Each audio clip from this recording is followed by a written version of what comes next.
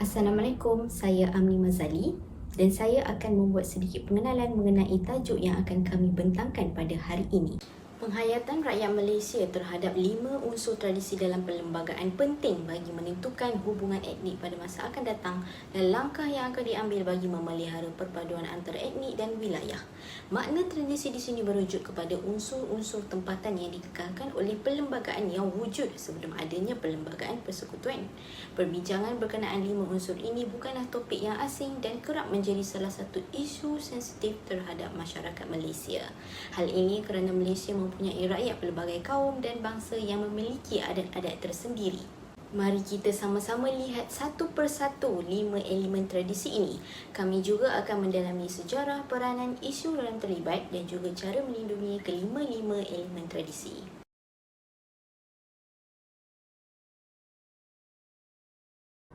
Assalamualaikum warahmatullahi wabarakatuh. Nama saya Seri Murni binti Suhaimi, nombor pelajar 2022905507. Saya akan menerangkan berkenaan bahasa kebangsaan dan agama persekutuan yang merupakan antara elemen tradisi yang terdapat dalam perlembagaan persekutuan.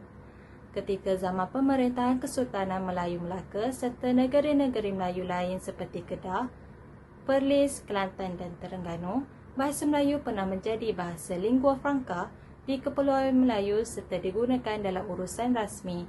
Namun begitu, penggunaan bahasa Melayu ini tidak lagi menjadi keutamaan apabila ia telah digantikan dengan penggunaan bahasa Inggeris oleh kolonial British.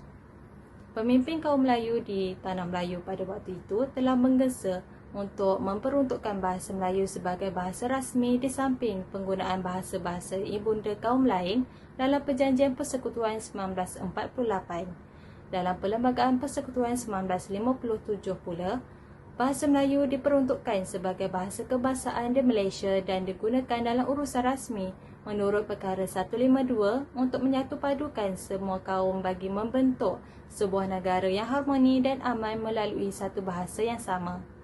Kedudukan bahasa Melayu ini semakin kukuh apabila Perkara 10 Sub Perkara 4 menetapkan bahawa bahasa Melayu adalah antara perkara sensitif yang dilarang untuk diperdebatkan di tempat terbuka bagi menjamin keselamatan dan kesejahteraan awam. Perkara ini juga tidak boleh dipinda sesuka hati sekiranya tidak mendapat sokongan 2/3 daripada setiap dewan serta perkenan daripada Majlis Raja-Raja melalui Perkara 152 Sub Perkara 5.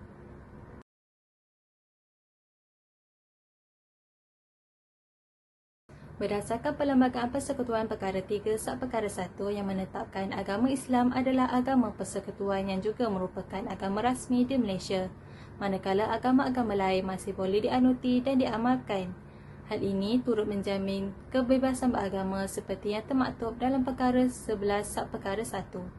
Ungkapan agama persekutuan dan agama rasmi telah menetapkan nilai agama Islam di tahap yang tertinggi, istimewa dan dominan. Perkara ini menjamin perpaduan kaum daripada pelbagai agama.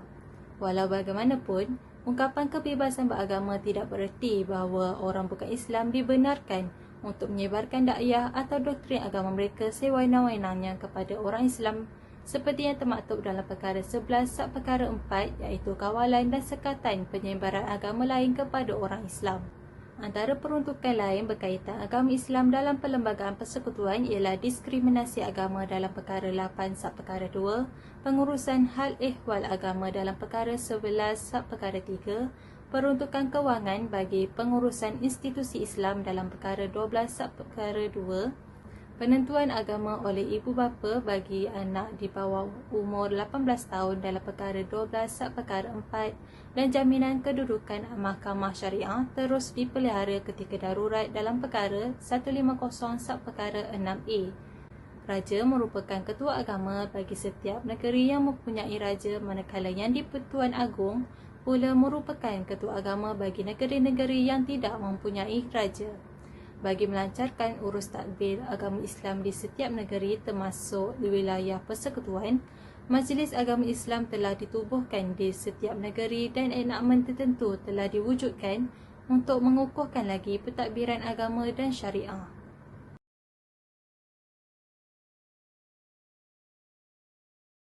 Seterusnya, saya Sharifah Amalia binti Syarwaka 2022908363 akan melanjutkan pembintangan ini.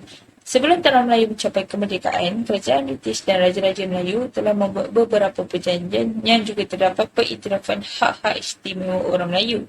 Antara contoh perjanjian ialah dalam Fasal 191 di Perjanjian Persekutuan Tanah Melayu 1948 menyatakan tanggungjawab Pesuruhjaya Tinggi memastikan bahawa orang Melayu mempunyai hak istimewa dan kaum lain mempunyai hak yang mereka perlukan. Di bawah Perkara 153, Perlembagaan Persekutuan yang di-Pertuan Agong bertanggungjawab menjaga taraf istimewa orang Melayu, Bumi Putra Sabah Sarawak dan melindungi hak kaum-kaum lain yang terdapat di Malaysia.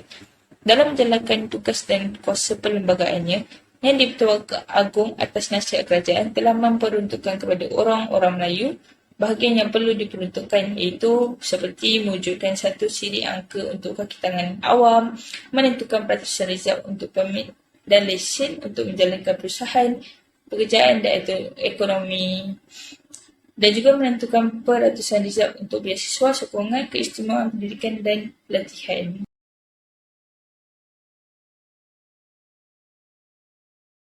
Raja atau sistem raja yang berkuasa sering juga diperakui sebagai raja berperlembagaan walau bagaimanapun selepas perundingan yang dibuat pada tahun 1946 oleh pemimpin Melayu dan membawa kepada penghasilan Perjanjian Persekutuan pada tahun 1948 telah mengurangkan kuasa Sultan kerana idea penubuhan Kerajaan Persekutuan dan Majlis Undang-Undang Persekutuan yang diberi sebahagian kuasa Sultan, iaitu mengubah undang-undang berkaitan hak-hak persekutuan bagi kesemua negeri Tanah Melayu pada ketika itu.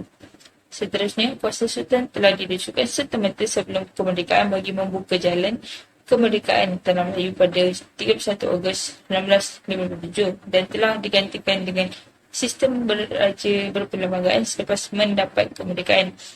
Oleh itu, perlembagaan mengklasifikasikan peranan Sultan atau yang di-Pertuan Agong Raja dalam kerajaan sekarang iaitu Perdana Menteri yang bertindak hanya atas nasihat pegawai politik yang dipilih. Unsur-unsur tradisi ini telah lama wujud sejak zaman Kesultanan Melayu Melaka lagi. Misalnya bahasa Melayu sebagai bahasa lingua franca, agama Islam sebagai agama yang paling utama dianuti rakyat, kedaulatan sistem raja dan kedudukan istimewa anak kampung. Unsur-unsur tradisi diwujudkan secara rasmi di dalam Perlembagaan Persekutuan pada 31 Ogos 1957 yang merangkumi unsur tradisi di dalam Perjanjian Persekutuan Tanah Melayu 1948. Sewaktu penjajahan British di Tanah Melayu, tertubuhnya Kesatuan Tanah Melayu ataupun dikenali sebagai Malayan Union 1946 yang menerima banyak tentangan tidak lama ketika pembentukan Malayan Union. Antara faktor mendapat penentangan oleh rakyat ialah hak sivil sama rata, pemansuhan istilah peribumi dan pemansuhan mutlak kedaulatan Raja-Raja Melayu. Kerakyatan jus soli adalah perkara utama yang mencabar ketuanan Melayu. Hal ini akan menguntungkan golongan imigran di Tanah Melayu dan mengancam kedudukan orang Melayu dari segi politik dan ekonomi. Antara peranan 5 elemen tradisi dalam perlembagaan adalah untuk menjamin kestabilan negara Malaysia. Hal ini merujuk kepada ciri-ciri tradisional yang diakui dan dipraktikkan dalam perlembagaan Malaysia. Sebagai contoh, kedudukan monarki yang diperakui dalam perlembagaan. Dengan adanya kedudukan monarki, wujudnya kestabilan dalam politik dan persatuan nasional di negara kita. Malah ciri-ciri tradisional dalam perlembagaan inilah juga yang menyokong keharmonian masyarakat dan agama di Malaysia. Peranan yang kedua adalah untuk menjamin hak istimewa orang Melayu dan peribumi Sabah dan Sarawak. Hal ini kerana ia adalah salah satu agenda terpenting dalam pembangunan negara Malaysia agar mempertahankan dan meningkatkan kedudukan dari segi sosial, ekonomi dan politik orang Melayu dan peribumi Sabah dan Sarawak.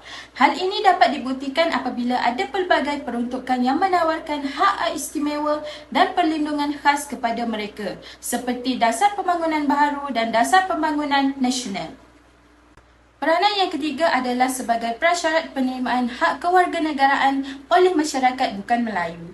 Perlembagaan telah menetapkan beberapa syarat yang harus dilakukan oleh masyarakat bukan Melayu untuk memperoleh hak kewarganegaraan di Malaysia.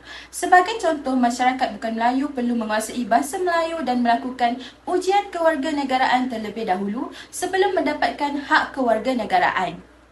Beberapa isu yang timbul berkenaan 5 unsur tradisi ini sedikit sebanyak telah menjejaskan keamanan negara. Misalnya, kes fitnah menerusi komen-komen yang tidak sepatutnya di media sosial sehingga memburukkan kredibiliti yang di-Pertuan Agong Malaysia sekarang yang juga merangkap sebagai Sultan Pahang. Seterusnya, isu yang berkait dengan agama Islam iaitu Unit Pemantauan Isu Hina Agama di JAKIM telah melaporkan 431 aduan diterima berbentuk penghinaan terhadap agama Islam di media sosial.